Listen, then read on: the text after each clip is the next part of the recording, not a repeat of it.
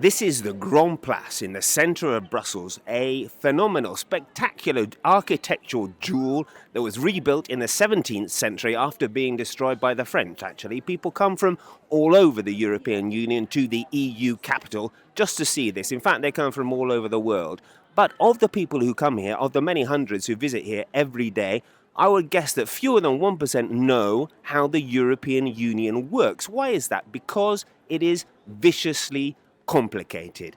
However, there is a hack, a shortcut. I'd like to tell you how to understand the EU, and it's quite simple. You have to reduce everything to a power game. In Brussels, everyone is hungry for power. The institutions fight for power every day, and within the institutions, the ministries fight every day. It's one big power game, and if you think of everything that happens in Brussels as a power game, it all suddenly becomes very simple. My name is Justin Stairs, and this is a Brussels Signal Power Hack Explainer.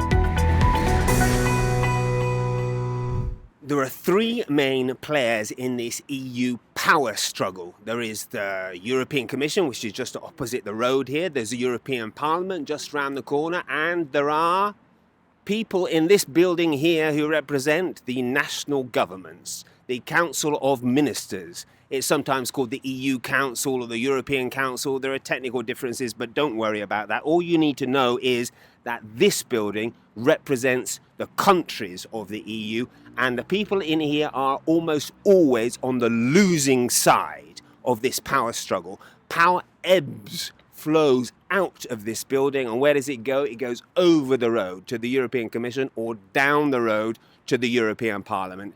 And this has happened now for decades. So this is what people mean when they talk about more power being centralized in Brussels or the federalization of the European Union. What they mean actually is more power leaving the council where the countries are represented and more given to the European Commission, which is unelected, and the Parliament, which is elected. Okay, and these power struggles are then represented in the figures that are at the top. We have Charles Michel, who is a French-speaking Belgian, at the top of the council. He doesn't really want the job anymore. He's already tried to leave once and been convinced to stay. Why? Because he's on the losing side of a battle with the European Commission head, Ursula von der Leyen. She's a German, and she's amassed lots of power, more power than any other Commission president for decades now. So that's about it. All you need to know is that power flows in one direction from the council to the other institutions and never backwards. The council sometimes says no more power for you. And then what happens is, well, the Parliament and the European Commission, they come back. They've got tricks up their sleeve. They wait for a key person to be on maternity leave or to go out for a cigarette or something, and then they try it again, ask for more power. And eventually, over the years, the European institutions that we're talking about, the federal institutions, the Commission and the Parliament, have amassed a fair amount of power, almost all of it. There's little left in that building behind me.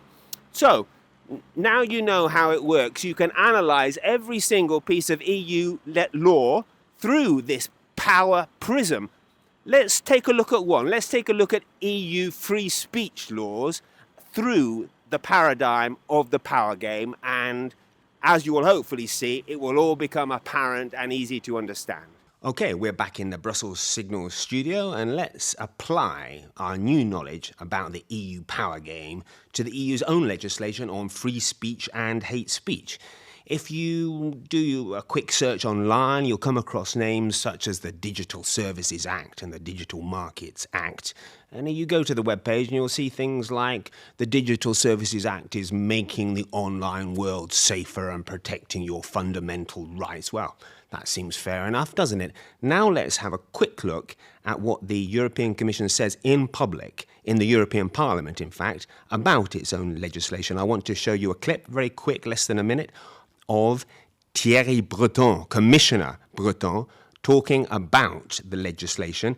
You might have seen Monsieur Breton, because he's been throwing his weight around a lot. He is the so-called Brussels digital enforcer, and he's been making threats against social media companies. He's all been pictured with people such as Elon Musk, him in a sharp suit, and Musk dressed casually, which is already very symbolic of the culture clash between the US and Europe, maybe. Anyway, let's have a quick look. We're going to subtitle it, and then I'll highlight the important points. Sur la liberté d'expression, il faut être clair, le DSA n'est en rien un instrument de censure, comme voudraient le faire croire certains dans cet hémicycle, à droite ou à gauche. Certains extrêmes. Parce que le DSA est là pour mettre fin à la propagation de contenus illégaux, condamnables dans nos lois existantes. Il est là pour mettre fin à la monétisation par les plateformes de la désinformation. Okay, so did you notice in that clip that the European Commission wants to put an end to the monetization of disinformation? What's disinformation then? I mean, if during the COVID crisis you had suggested that COVID may have originated in a Chinese lab, would the European Commission have used its powers to intervene? And what about the European Commission's own propaganda? Like all governments or quasi-governments, the European Commission produces a lot of propaganda, some of which, in my opinion, could be classed as disinformation. So who will be monitoring the European Commission? Let me guess, no one, maybe? Anyway, back to Monsieur Breton. He claims that all he is doing, or the Commission is doing, is making illegal online what is already illegal offline. Now, that's a bit disingenuous. It sounds fine, doesn't it? But in reality, what the European Commission is doing is transferring power from the nation states to Brussels. Until now, these issues have been handled by the nation states. They all have legislation in place to handle issues such as hate crime, and it's not necessarily harmonized. It can vary from member state to member state. For example, Holocaust denial. It's illegal in a number of EU countries and not in others. So the European Commission wants powers to harmonise, but actually it goes a lot further than that. If you read the legislation, you'll see that the European Commission has new powers, and these new powers include not only fining these social media companies if they step out of line, but also taking them offline completely, which is very controversial, and that gives a lot of power to Brussels. And it doesn't stop there. In fact, there are other issues such as trusted flaggers. Of course, the European Commission doesn't want to get involved in monitoring all these social media themselves. They're going to outsource it to trusted flaggers. But what about, is there any conflict of interest between the authority and the trusted flaggers? Who pays them? I mean, that's a whole another hornet's nest or Pandora's box, whatever the analogy is. Anyway, is there any opposition to what's going on, to this transfer of powers from the nation states to Brussels? Well, yes, there is. And we've interviewed a few people in this studio on this subject. Let's have a look at two MEPs and what they said, one from the right wing and the other from the left wing. And then I'll come back and finish your education. Do you think the European Commission should have the right to shut down social media platforms? No, I don't think it's a good idea. I don't think it's a good idea because the social media platforms, they are just a tool for exchanging information between the people. And I strongly believe that people have the right to exchange information among themselves. And all these attempts to actually shut down or restrict the way how they are sharing information between each other, they are bringing us to standards which we might see in the contemporary Turkey or even Iran or China, worst case scenario, Northern Korea. So this is not the direction we want to go. I mean, like 1984 was not a manual, it was a warning. The way we're now censoring people is definitely not the solution. That we have some Ministry of Truth coming up with so-called fact checkers, which are always politically polarizing, so to say. They always have some form of bias and political thought in the back of their mind when they come up with certain fact checking. And sometimes when fact checking is done, in hindsight, sometimes The story was right. the story was right at all. Okay, I want to point out for many of our viewers who I know are in the UK and the US that there are differences in approach as far as free speech is concerned. In the UK and the US, free speech tends to be considered a fundamental right and very important to democracy. But here on continental Europe, not quite the same.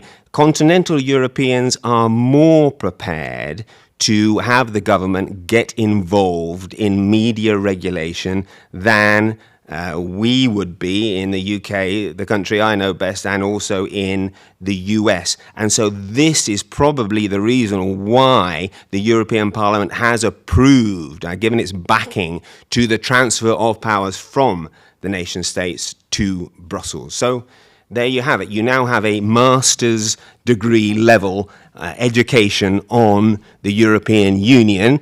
Come back for the next one and we'll take your knowledge to doctorate level. Thanks for watching.